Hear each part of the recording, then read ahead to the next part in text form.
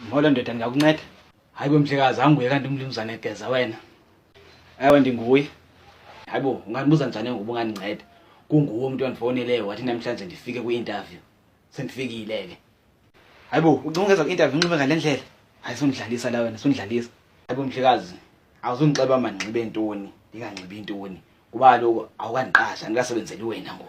So, sozixaka ngendlela enxibe ngayo. Awungendawo wena lapho. Kuba ukandiqasha.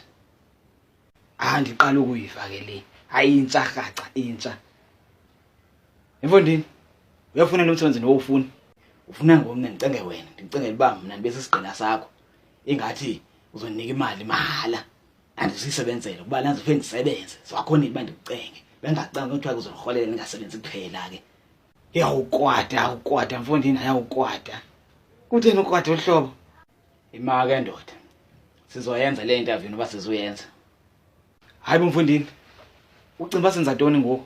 Yiyo le interview lesenzayo, yiyo ngosiphezulu kwayo. Uthi ngicimba senza ntoni? Ingathi undisuse le. Wasondigezela la. Kuba wena usebenza ngasebenza uzondigezela ngoku mina la. Uyandigezela.